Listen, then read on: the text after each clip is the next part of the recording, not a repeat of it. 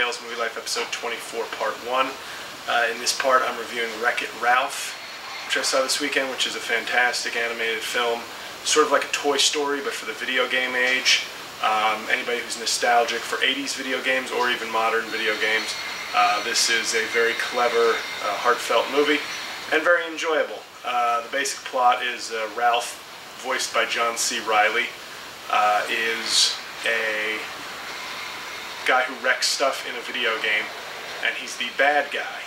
And unfortunately, he's tired of being treated like a bad guy when the game is done. He's shunned by his neighbors, and he's not really where he wants to be in his career. He doesn't get to treated with the respect or the value he wants, and he's also like 5 times the size of all his peers.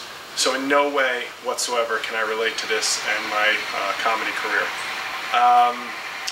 So basically he goes rogue and starts to go into other video games seeking glory, which obviously, due to some clever script work, can be catastrophic for him and the rest of the game world. So he ends up in this one game called Sugar Rush, which is a game with a bunch of little kind of what look like 8 or 9-year-old girls as the main characters, and he befriends one voiced excellently by Sarah Silverman, and he basically needs to help her, she needs to help him, there's ups and downs, but eventually they end up doing right by each other. No spoilers, I won't tell you how it ends, but it is an animated movie, so don't expect a there will be blood style ending to this.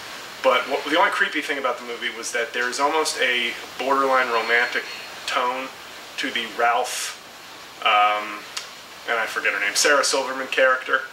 There's like a romantic overtone, except that Ralph is like a 35-year-old construction worker, and Sarah Silverman's character is like a 9-year-old girl. And they never kind of explain that fully, but it's very Sandusky. I guess you're just supposed to assume it's platonic, but it's a little weird. Other than that, really fun movie. If you like Toy Story, this isn't as good as Toy Story, but it's very enjoyable. Very enjoyable movie. I'd give it a B+/A-. But it's good. So if you're looking for something creative, inventive, and fun, and something that's safe for your kids, if you have kids, or safe to take kids to if you're like Ralph and you just sort of like hanging out with 9-year-olds, this is a good movie. So that's part 1. See it. See it now. It was the #1 movie in the country. So I give it a recommendation. Okay, bye.